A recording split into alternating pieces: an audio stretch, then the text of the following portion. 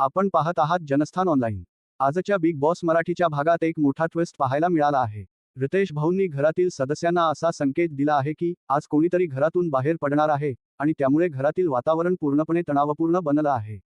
प्रेक्षकांमध्येही आता प्रचंड उत्सुकता निर्माण झाली आहे की नेमकं कोण होणार बेघर, कोणाला मिळाले कमी मत आणि कोणाचा प्रवास आज संपणार।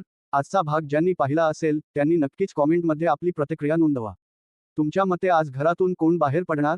या सर्व प्रश्नांची उत्तरं जाणून घेण्यासाठी पाहत रहा बिग बॉस मराठी आणि अशाच ताज्या अपडेट्ससाठी जनस्थान ऑनलाईनला आत्ताच फॉलो करा। धन्यवाद। राकेश, हे बिग बॉसचं घर आहे, ही बाहेरची दुनिया नाही आहे। या शो मध्ये इन्स्टिगेट केलं जाणार आहे हे सगळ्यांनाच माहिती आहे। असं नाही की ही एखादी नवीन गोष्ट झालेली आहे किंवा होत आहे की कोणीतरी तुम्हाला इन्स्टिगेट करत आहे। एखाद्या माणसाने चुकीची गोष्ट केली त्यामुळे आपणही ती करावी आणि त्यांची चूक जर मोठी असेल आणि त्या मानाने तुमची चूक जर छोटी असेल ती काय बरोबर होत नाही। मी म्हणत नाही की कोण जर काही बोलत असेल तर वाद करू नका। एक बाउंड्रीज आपण मेंटेन करतो, त्या बाउंड्रीज मेंटेन झाल्याच पाहिजे। मला अजून एका प्लेअर विषयी बोलायचं आहे।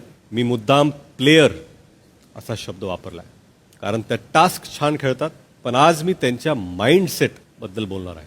अनुश्री, मी तुमचं कौतुकी केलेलं आहे। हळूहळू हळूहळू हळू याचं एक ॲरेगन्स मध्ये परिवर्तन झालेलं आहे, एक ओव्हर कॉन्फिडन्स मध्ये। कारण तुम्हाला असं वाटायला लागलं की तुम्ही, विशाल आणि तन्वी हे तिघं सोडून घरात प्लेयर्सच नाही आणि हे तुमच्या वागण्यात, बोलण्यात आणि प्रत्येक गेम मध्ये दिसतंय। आजूबाजूला बघा, सगळे स्ट्रॉंग प्लेअर आहेत। राखी, तुमचा गेम सुद्धा एक पॅटर्न मध्ये आहे, तो पण दिसून येतो। तुम्ही स्वतःच म्हणालात की मी इथे लोकांना इन्स्टिगेट करते, इतरांना इन्स्टिगेट करून त्यांच्याकडून रिॲक्शन मिळवण्याच्या नादात आपण किती वाईट दिसतोय याचा सुद्धा विचार करावा। राखी, मी तुम्हाला एंटरटेनमेंट क्वीन हे सगळं ह्या शो मध्ये बोललेलं आहे, पण आता तुम्ही जसे दिसत आहात कुठेतरी ग्राफ खाली चाललेला आहे।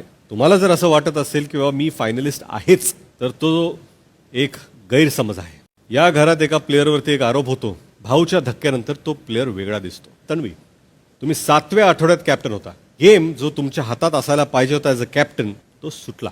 12व्या आठवड्यात तुम्ही पुन्हा कॅप्टन झालात। मी त्यावेळेस तुम्हाला जे सजेस्ट केलं होतं ते सगळ्या सजेशन्स तुम्ही डोक्यात ठेवल्या। अनेक लोकांनी त्रास देण्याचा प्रयत्न केला आणि पण तुम्ही ट्रिगर झाला नाहीत। घर चालवण्याची जबाबदारी जी असते ती कॅप्टनवर असते। खूप चांगल्या रीतीने घर चालवलं तुम्ही, कुणालाही कमी लेखत नाही। नाती असो, गेम असो, तुम्ही त्याचा एक बॅलन्स राखता। तुमचं अभिनंदन। तुम्ही सगळे दुखी आहात। 25 लाखाचा निधी तुम्हाला मिळाला असता, पण कलर्स मराठी अत्यंत खुश आहे। बाकीचे जे स्पर्धक ते काय म्हणत होते, एल शेप पाईप आहे, सरळ पाईप आहे। दीपाली राखी यांना काय सांगत होत्या, अर्धचंद्र घेऊन ये। राखी यांना काही तो अर्धचंद्र मिळेना, वर खाली दीपाली करत होत्या, पण टास्कच्या शेवटी सगळ्यात जास्त राखी दमल्या होत्या। मला वाटतंय की टायमर लावल्यामुळे थांबलं, नाहीतर तुमच्या अकाउंटमधून सुद्धा पैसे आता डिप्लीट झाले असते किंवा गेले असते।